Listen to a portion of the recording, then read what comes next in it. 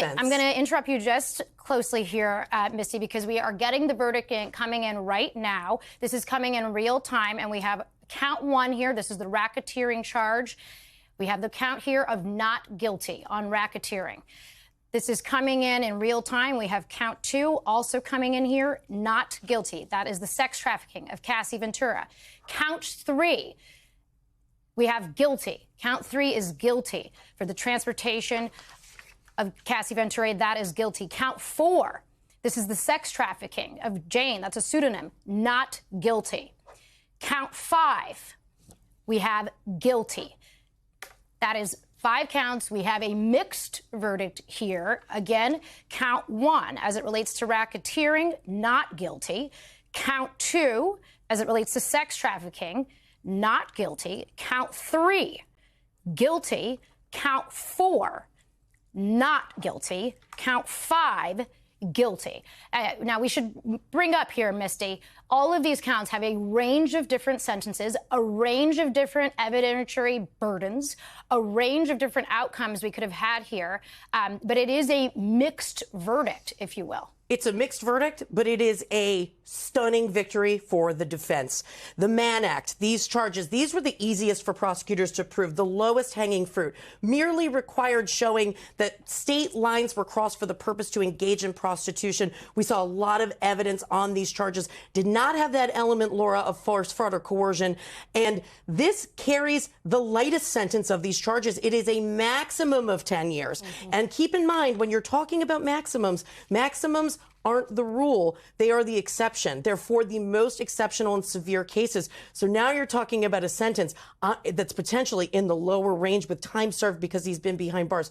The fact that these sex trafficking charges, specifically with respect to Cassie Ventura, means that the jury was convinced by the defense, at least with respect to reasonable doubt, that the commercial sex, i.e. the freak-offs, were not connected to some of this violence, that there was not that force, fraud, or coercion element. That is by far, from a penalty perspective, the most serious. It carried a 15-year minimum. So that is a huge distinction.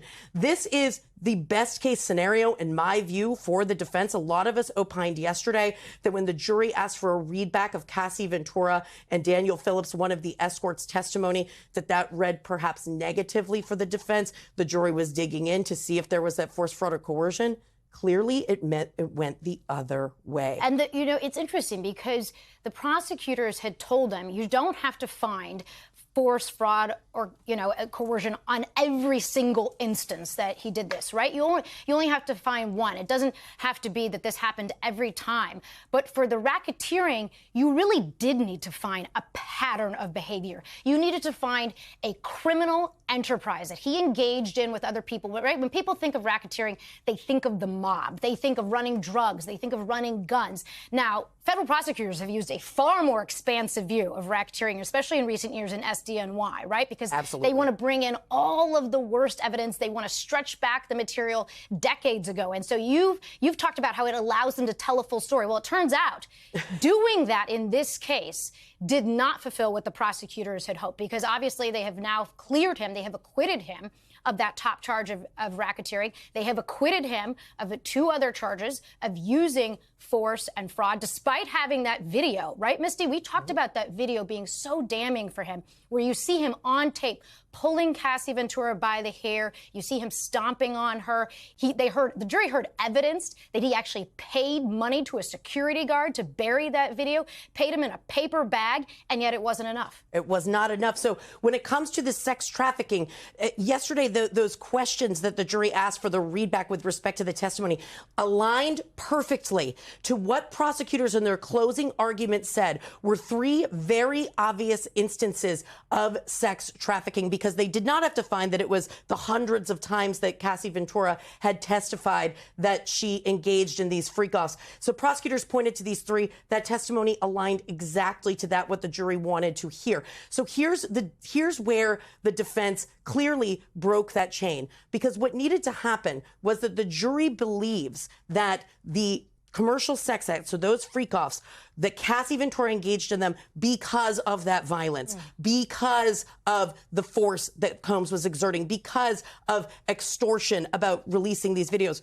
But what the defense argued was there were lots of other reasons. There was jealousy in the relationship. Yes, there was violence, but it related to these personal romantic relationships that he had with both Cassie and James. As opposed to being part of this masterminding of an enterprise. And you know what's interesting, Laura? So now we know, we opined about why the jury was not on the same page when it came to RICO.